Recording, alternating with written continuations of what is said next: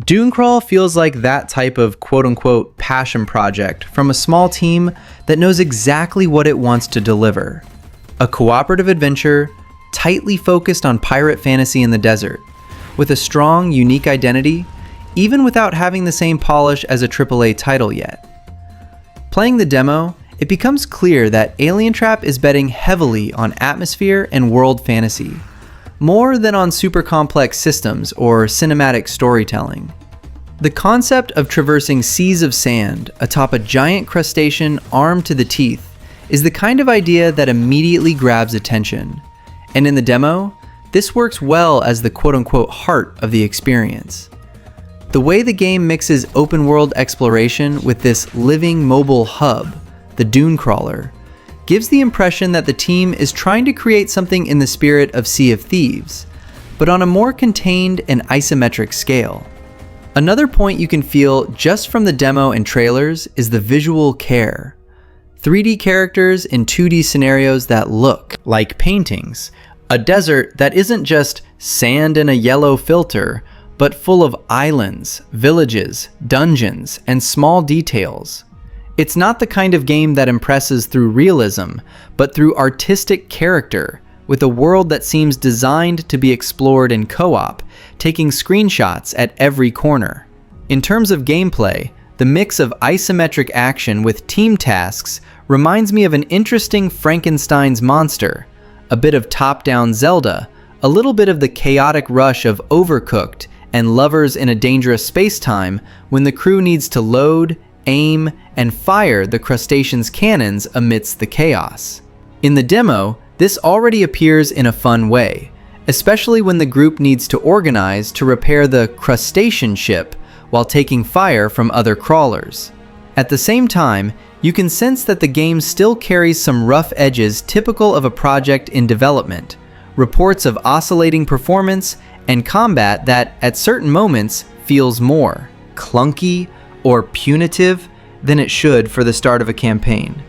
There is also player feedback about some enemies feeling a bit cheap, with AI that overreacts to inputs, which breaks the fluidity a bit when you are still getting used to the controls and pacing. The positive side is that, even with these issues, many people leave the demo with the same feeling.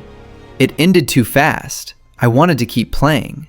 This, for a co-op adventure game, is a great sign that the core loop, exploring the desert, picking up quests, fighting other crawlers, and returning with pockets full of loot to upgrade your character and mount, is on the right track.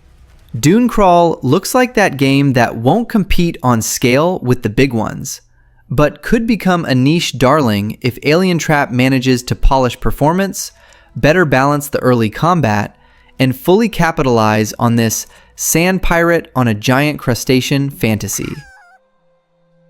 The story of DuneCrawl, at least what could be felt playing the demo, seemed to follow a classic adventure premise.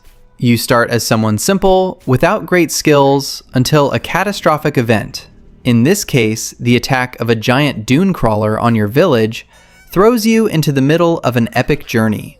It's the kind of beginning everyone has seen before, but it still works well when the world around it has enough charisma to hold your attention. What caught my attention is that, instead of jumping straight into a plot of salvation or vengeance, the game seems to leave space for the player to shape their own path. You can become a hero, a pirate, a mercenary, or just a curious adventurer exploring the desert. This is reinforced by the presence of various quests and NPCs, who offer different objectives and help bring the world to life, even without a super detailed central narrative so far. The feeling I have is that the main story lies more in the tone and atmosphere than in plot twists or deep dialogue. The desert is presented as a place full of mysteries, hidden treasures, villages in danger, and bizarre creatures, all creating a climate of constant exploration, almost like a dark fairy tale. The impression is that the focus is on creating memorable moments during the journey, rather than telling a linear and predictable story. The fact that the game is cooperative also directly influences the narrative. The decisions and paths of the story seem to be molded more by the group than by a closed script. This is cool because it leaves room for improvisation, inside jokes among friends, and that our collective adventure vibe, which fits well with the spirit of piracy and exploration. So far, I haven't seen many spoilers or heavy revelations about the past of the Dune Crawlers or the main villains, which leaves the story somewhat open. I think this can be good or bad. On one hand, it leaves curiosity to discover more at launch. On the other, it might leave those who like dense plots hanging a bit, hoping the narrative matures over time. Another point is that through its aesthetic and visual style, the story seems to want to tell something reminiscent of Old West adventure tales or pirate fables, only with a touch of peculiar fantasy, that vibe of a children's tale for adults. This is reflected in the characters, the villages, and even the missions, which mix danger, humor, and a pinch of enchantment.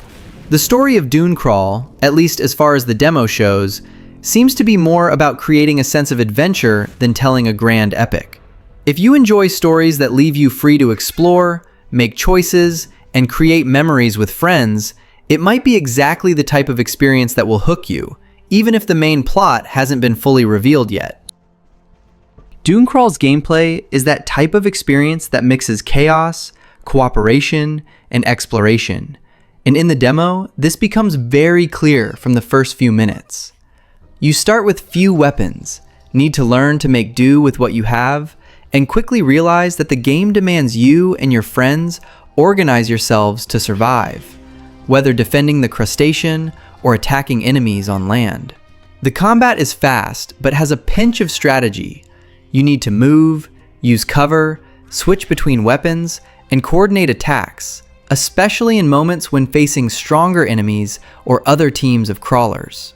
The sensation of being in the middle of a chaotic battle, with shots flying, grenades exploding, and everyone shouting about who grabs the cannon, is exactly the kind of energy I enjoy in cooperative games.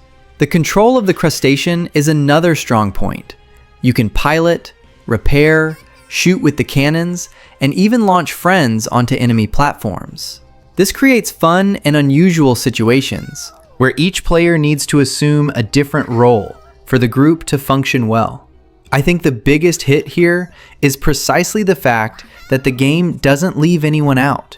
Everyone has a function, and the chaos only increases when the team doesn't communicate. The variety of weapons and equipment also helps keep the gameplay dynamic. You can start with swords and bows, but soon find grenades, bazookas, and even acid harpoons, which makes battles more unpredictable and creative. The loot and upgrade system also incentivizes exploration, since each piece of new equipment can completely change how you face challenges. Even so, you can feel that the game is still maturing. Some controls seem a bit confusing, especially at the start, and some enemies can feel too aggressive or even cheap at certain moments. There are also reports of performance issues and small frustrations, like the need to hold a button to pick up items, or the difficulty in landing shots when the crustacean is moving. Despite these rough edges, what impresses me most is the sense of freedom and fun the game delivers.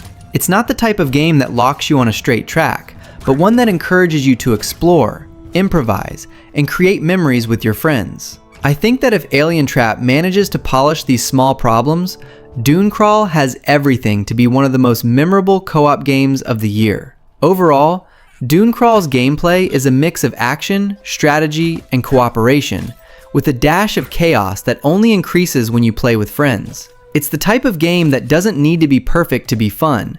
You just need a good group and the will to adventure in the desert, and you can already guarantee good laughs and good times. The graphics of DuneCrawl are one of the first points that catch your eye when playing the demo or watching the trailers. The mixture of 3D characters with hand-painted 2D scenarios creates a unique aesthetic, reminiscent of those games from the 90s, but with a visual modernity that gives the game a very special charm. The desert, in particular, seems to have been carefully thought out. The colors are vibrant, the details are rich, and there is a sense of depth that makes every scene interesting to explore. It's not just sand and sky, but a world full of textures, islands, villages, and creatures, all painted with a palette that stands out even on smaller screens. The characters also have a striking look. They are caricatured, expressive, and look like they came out of a cartoon, which fits perfectly with the game's tone of adventure and piracy. This art choice helps make the universe more welcoming and fun, even when situations get tense or chaotic. Another highlight is the DuneCrawler itself, the giant crustacean that serves as a mobile base.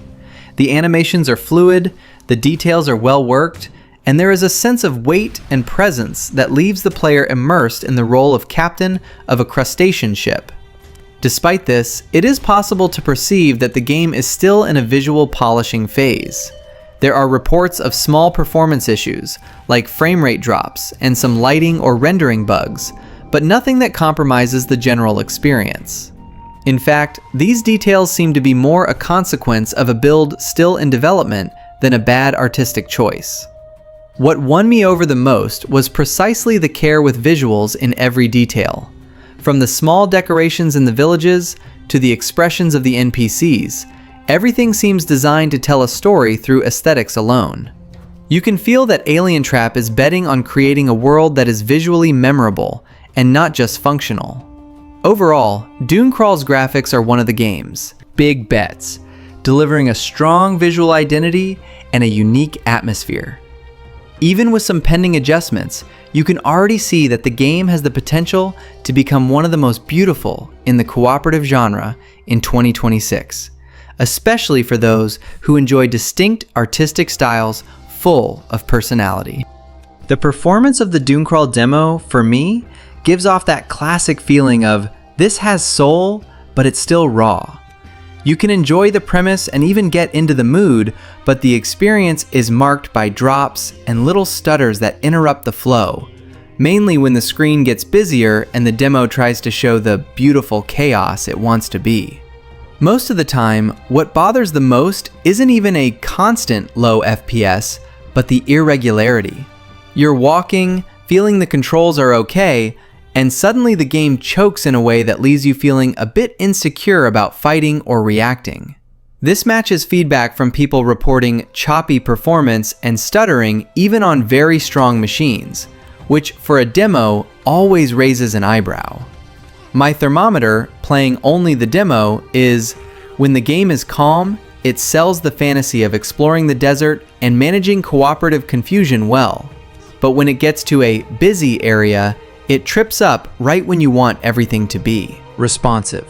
And it's exactly the kind of situation where a frame drop becomes part of the challenge, but in the wrong way, because you feel you lost control due to performance, not design. The performance hampers the first impression directly. At some moments, it seems like the game is asking you to trust it, jump into the fight, take risks, improvise, but the instability pushes you into cautious mode, almost playing with the handbrake pulled. There's also an impression that messing with settings doesn't solve everything, or doesn't solve enough, which is frustrating because it turns into that feeling of, it's not my PC, it's the build. There are people reporting drops to 30 to 40 FPS, and even saying that lowering quality and resolution doesn't change much. So it doesn't seem like just a simple case of optimize here and there. Still, the demo leaves me with a specific hope.